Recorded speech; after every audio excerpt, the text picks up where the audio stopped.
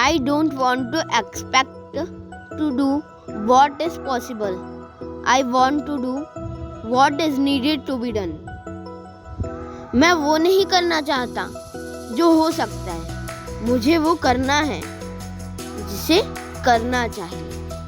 Elon Musk. जी हाँ, Elon Musk. SpaceX, Tesla, Neuralink, Solar City जैसी फ्यूचरिस्टिक कंपनीज के मालिक।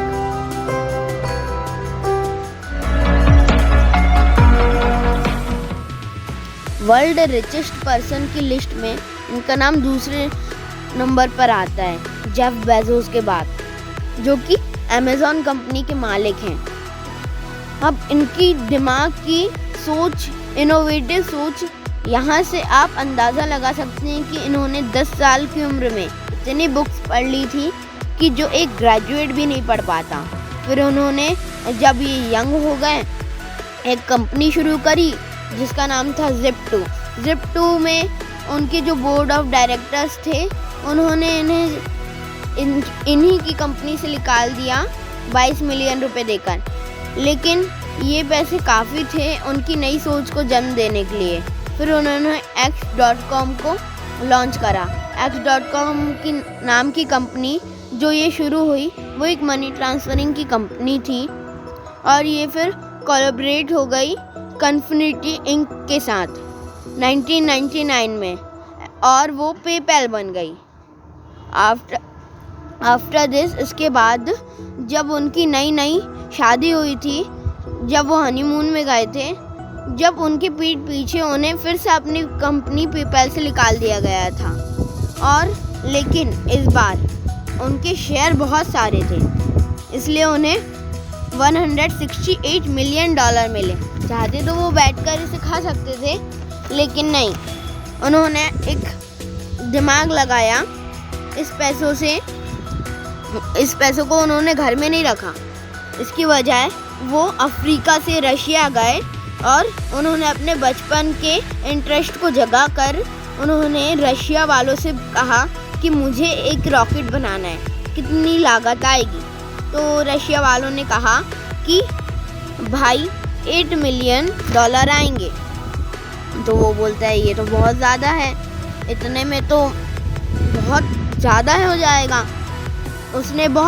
एलन मस्क ने बहुत भेदभाव करने की कोशिश करी, मतलब कम ज़्यादा करने की कोशिश करी, नहीं हुआ। फिर वो वापस आ गए अफ्रीका। उन्होंने बुक्स को निकाला, रॉकेट साइंस की पढ़ाई करना। उन्होंने कोई एक्चुअल पढ़ाई नहीं करी थी उस रॉकेट के बारे में, लेकिन फिर भी उन्होंने बुक्स को पढ़ के रॉकेट बनाना सीखा। फिर उन्होंने सोचा इतनी लागत क्यों आएगी, हम रीयूजेबल रॉकेट्स बनाएंगे। उन्होंने 3 रॉकेट बनाए, एक का इंजन फट गया और 2 का रडार ही घूम गया, 2 रडार से ही मिसिंग हो गए। और फिर एक टाइम आया कि जब उनके पास पैसे ही नहीं थे, जितने पेपैल कंपनी से जब वो निकले थे, उनके शेयर जितने थे, पैसे मिले थे उन्हें, उनके पास एक भी नहीं बचे थे। फिर उन्होंने बोला कि मैं अपना 4था रॉकेट लॉन्च करूँगा। उनके पास पैसे नहीं थे, उन्होंने अपना घर बेच के कर्जा लेकर जहाँ से भी कर उन्होंने एक आखिरी बार ट्राई करने की सोची।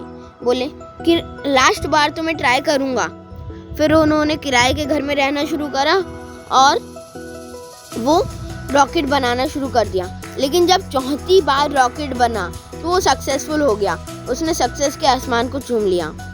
और फिर उन्होंने ऐसे करते करते नासा से प्रोजेक्ट ले लिया जो बहुत करोड़ों का था, और फिर उन्होंने टेस्ला कंपनी में इन्वेस्ट कर दिया, टेस्ला कंपनी में घुस गए, और फिर कुछ दिनों बाद उन्हें CEO बना दिया गया।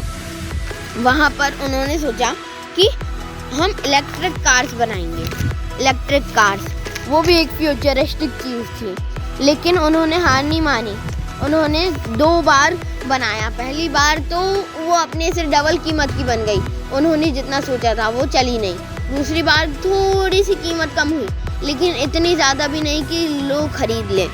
फिर जब तीसरी बार बनाई तो फिर भी उसने धमाका कर दिया।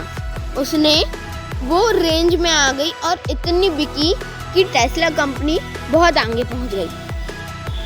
वो ये कहते थे, failure is the option, failure is the option, but you got to bounce back, but you got to bounce back. सफलता उसी को प्राप्त होती है जो हौसला नहीं हारते और हार नहीं मानते।